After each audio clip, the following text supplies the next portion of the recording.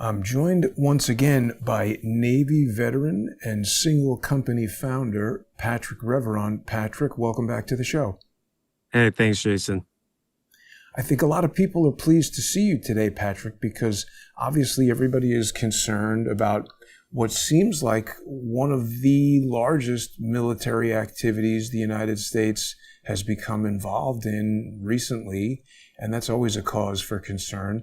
You, of course, Patrick, were stationed aboard the USS Carl Vinson, one of the most sophisticated war machines ever conceived by man, is a nuclear aircraft carrier, nuclear-powered aircraft carrier. So obviously you're not in the Navy anymore. You are retired. You're the founder of the Single Company. People can follow you on singletm.substack.com and subscribe to you there. We're going to have a sponsor-exclusive conversation on there right after this. But I think a lot of people want to hear about your insights, what we can expect. Obviously, you don't have any operational knowledge of what's going on right now, but as someone with experience of being on these types of, ships, and what can you tell us about what's going on in Iran? Yeah, I mean, it's very unprecedented. When I voted for Donald Trump in 2024, I voted under the premise that there would not be any new wars, no new conflicts.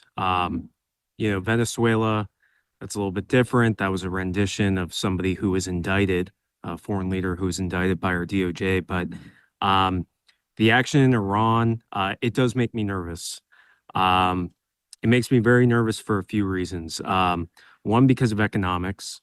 When you have a democratic superpower, really the world's largest democracy like India, that gets about 45% of their crude oil from the Strait of Hormuz, which Iran controls, and 40% of their oil from Iran.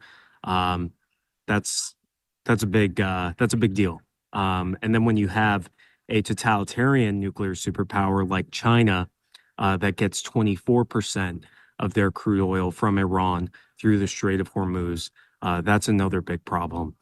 Um, I try to really look at it through an economic lens, because after I separated from the Navy, Jason, um, unbeknownst to me while I was active duty or reserves, I never really looked at anything through the economic lens, trade routes, the military industrial complex, oil, um, just through this market lens. And I think that this has a very fragile trickle down effect on the world economy, specifically in the West.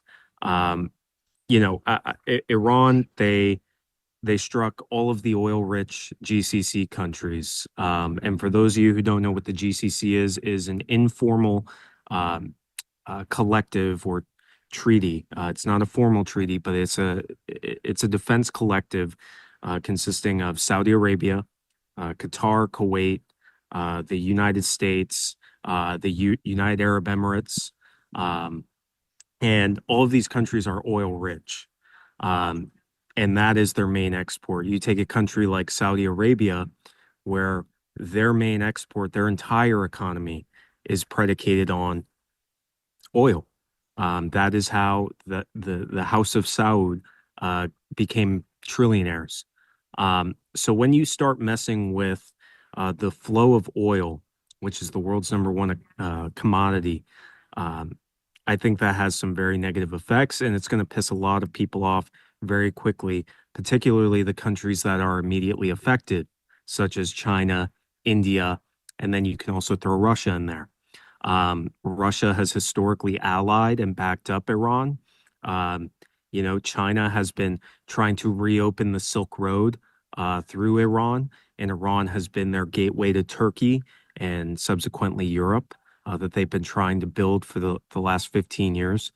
Um, I really hope and pray that cooler heads prevail and that this conflict, calms down in the next few months because of based off everything that I've seen with what's going on. I know the news is really not telling us much. The administration isn't really telling us much, but we are about to cross the Rubicon into World War III, and that is my biggest fear. It's well said. I mean, again, I share those concerns. Obviously, you know, don't want to see any of that stuff happen. I think, there's a lot of people who have knee-jerk reactions where because Trump did this, they just hate it right away. And I mean, everything you've just stated is completely valid. I share your concerns about, is this going to become another one of these, Afghanistan, Iraq, Vietnam, some sort of protracted military involvement that costs thousands of lives and millions of dollars and is just net a total disaster by the time all is said and done. I mean, it certainly would be a massive change to the way things have been for the past several decades if Trump is able to navigate this and come out of it somehow on top. And I mean, what you're saying about the economic implications also very on point. I mean, gold, I think, is up and the stock market is down. So that's got bad implications for the dollar. And obviously, anytime this sort of stuff happens, there's a lot of uncertainty. Patrick, what do you think about some pundits who've been saying that Trump is doing this to kind of keep China at bay and to gain negotiating leverage over China? Yeah, I could definitely see that, and that's the optimist in me that is saying, okay, this is the long-term strategic gain because you have, this export superpower that the world has never seen, like China. And, they're about to reach economic parity with the United States. They have an armed force that we don't even know how many there are, at least 20 million in their armed forces. They have an intelligence arm that has infiltrated Wall Street and Silicon Valley, more specifically, committing corporate espionage for the last 20 years since they joined the World Trade Organization.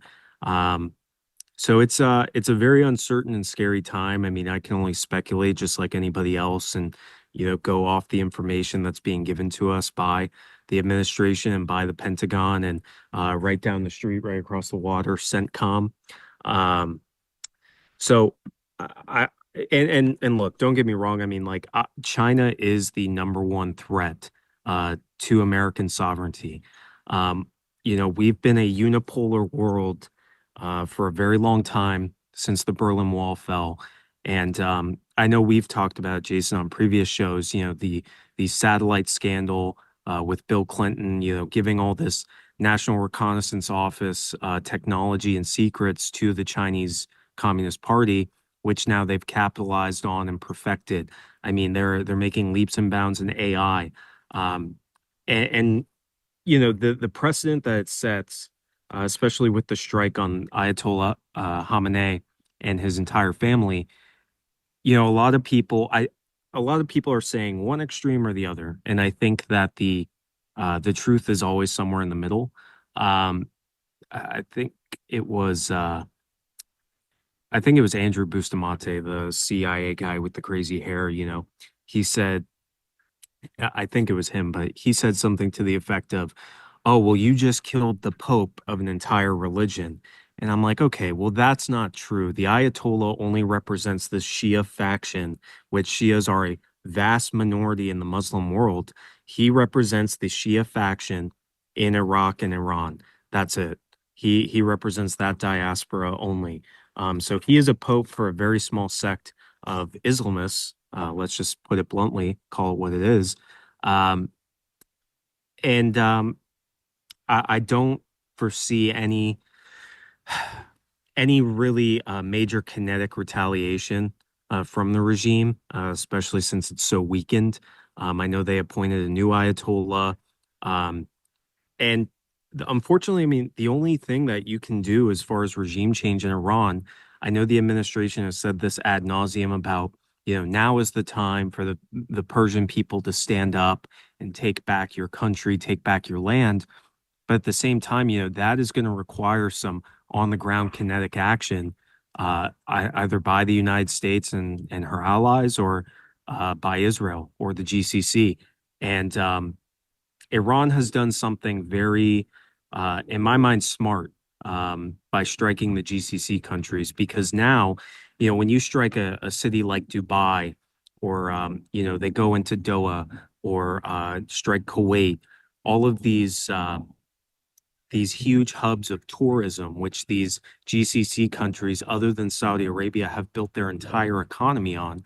Um, well, all these Westerners, all these Brits, Americans, Australians, Europeans, um, Asians, none of them are going to want to live there because the entire appeal for living in Dubai or Abu Dhabi or Doha or even Manama, Bahrain, where I spent a couple of weeks when I was active duty.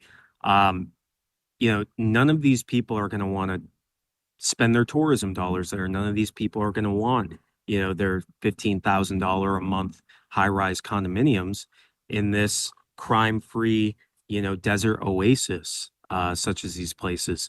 So, I think Iran is definitely using, an arm of intelligence such as like the MSS, which is China, using FSB, Russia, in order to collect intelligence on all these different GCC assets because it weakens the retaliatory power and it limits the options of what the U.S. can do to retaliate. Um, so, like I said, I can only speculate, but it is very scary because it is so uncertain. Because all we can do is speculate.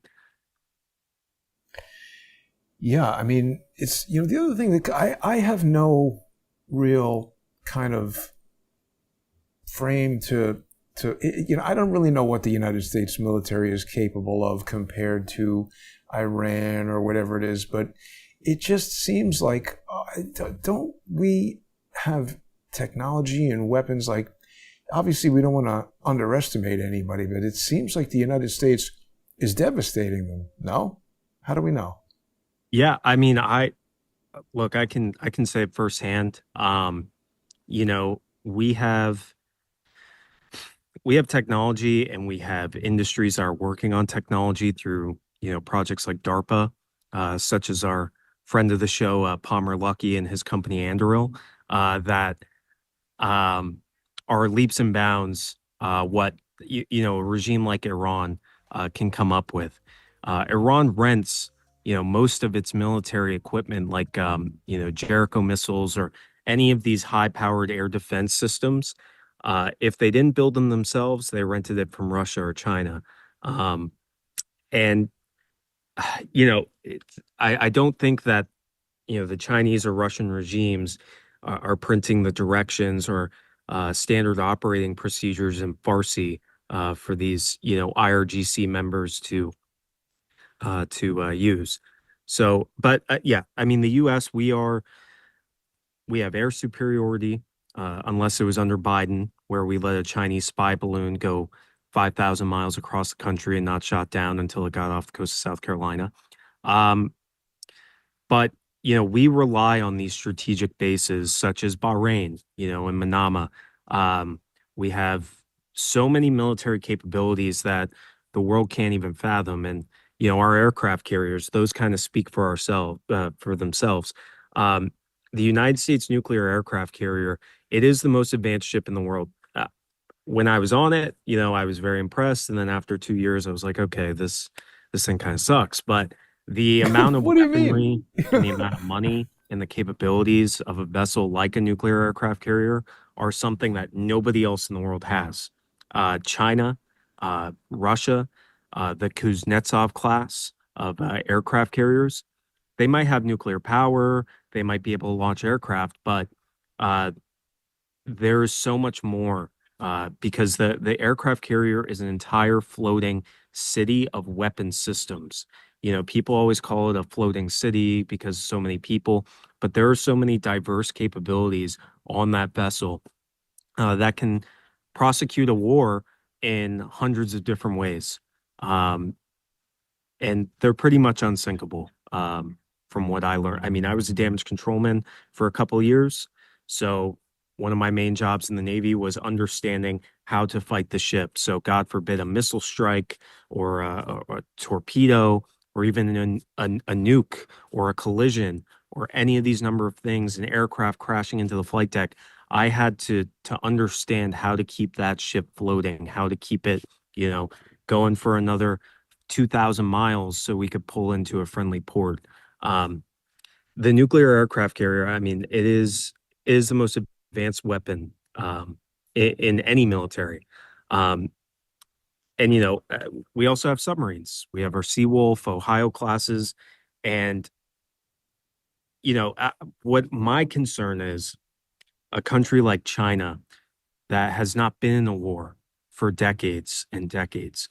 And they have been getting Western secrets, been stealing Western trade, been basically copying everybody else and understanding how to perfect everything else so that they could use it.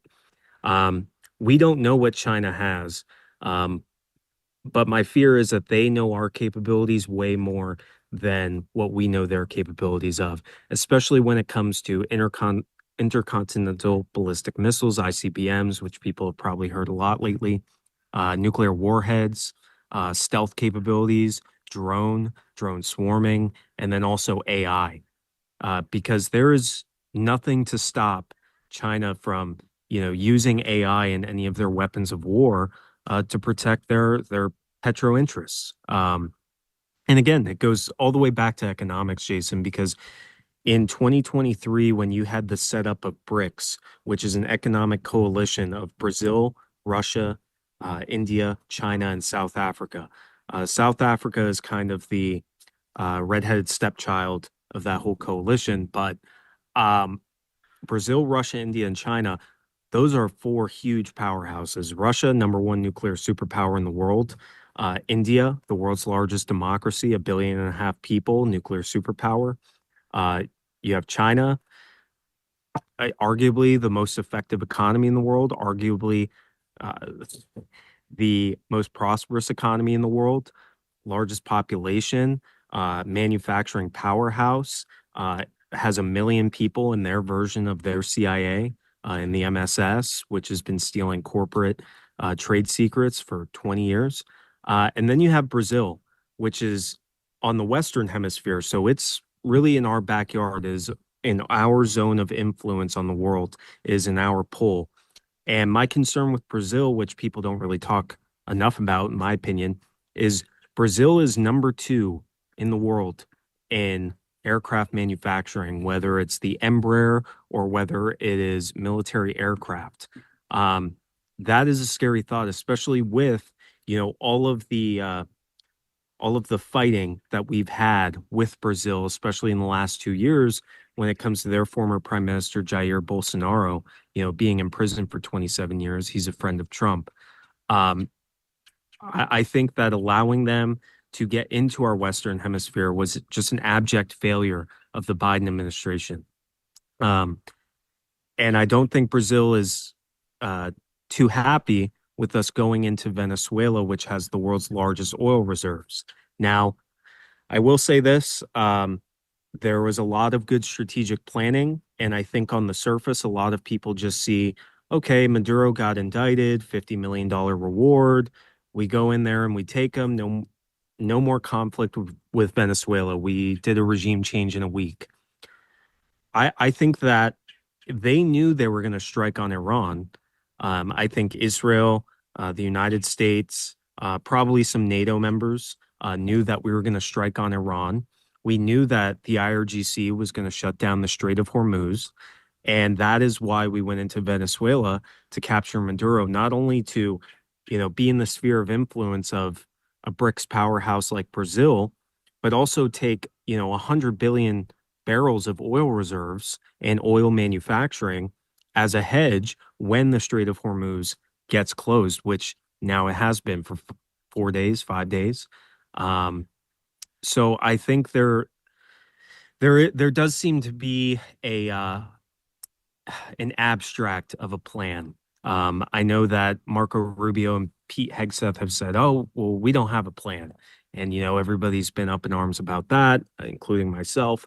Um, But but the Patrick, I mean, strategic isn't that what they want to say? I mean, Sun Tzu style, make everybody think Trump is an idiot who doesn't know what he's doing, when in fact, maybe he's got a better plan than any president we've seen in the past 40 years?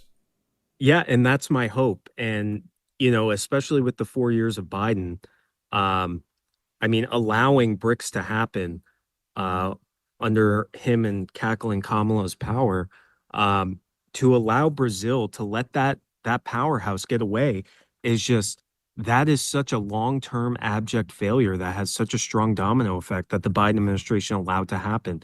And we could have, or not we, but the Biden administration, they could have prevented the coup that happened in Brasilia in 2022. They could have prevented this democratic collapse and this democratic crisis that Brazil went through.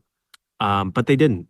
They encouraged it. They stepped back. They didn't do anything. And now you have, for lack of a better comparison, Brazil's version of Trump in prison for the next 27 years, a Supreme Court in Brazil that is all about censorship and globalism. And now they have this economic coalition with all of our long-term enemies as far as economic parity goes. And, when you allow these things to happen, that is not you, trying to be, non-interventionalist. It was almost like it was on purpose, and that can go into the border being wide open and all these other things. But my concern is China. My concern has always been China.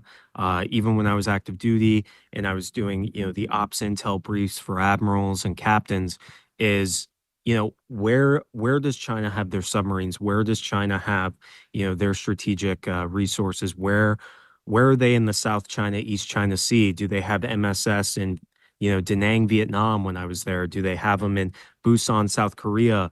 Are they in Okinawa? So China is the boogeyman that nobody is talking about. And I think it is very apropos for the Biden administration, including the Democratic regime in Congress from 2016 onward till 2024, that was talking about Russia, Russia, Russia. Russia's this, Russia's that. Trump's a Russian asset. Tulsi Gabbard is a Putin puppet. Okay, well, I mean, the neocons will always say, "Oh, Russia is just a giant gas station," but Russia is not the boogeyman that the Democratic Party was telling us it was. The real boogeyman is China. And historically, the US has always had this boogeyman in order to justify, prosecuting a war, whether with or without the permission of Congress. And I think China is the real boogeyman that nobody's talking about. But from what I've seen, Jason, I mean, there are a lot of people benefiting from China's, meteoric rise in economics. I think there's a lot of people in the West, especially in Canada. You take a bank like HSBC, which is, I think now the second largest bank in Canada. You have Mark Carney, a bankster who worked for Goldman Sachs and the Bank of London, who is going to China and, allowing China to bring cargo ships there and all this. China is infiltrating our Western hemisphere. And if we want to remain a unipolar world, that had to be shut down 4 years ago. Well, that's just it. Sorry to interrupt you, Patrick. We're just about out of time here, and we're going to continue this conversation during the sponsor exclusive segment. People should check out substack.com/@singlecompany. That is Patrick's Substack. And of course, single is spelled with an X. People can go on there and read articles and follow the videos that Patrick has done with me. Subscribe to him on Substack substack.com/@singlecompany. Of course, subscribers to Crowdsource the Truth will also get the video at crowdsourcethetruth.substack.com or subscribestar.com and patreon.com/crowdsource the truth. You've raised some excellent points, Patrick. We got to talk more about China and their infiltration of industry, the theft of AI technology. You just brought up Canada. China basically routed Nortel to create Huawei, and that's been sort of admitted. We're going to talk about this whole mess with Anthropic and the Department of War, but stay with us, everybody.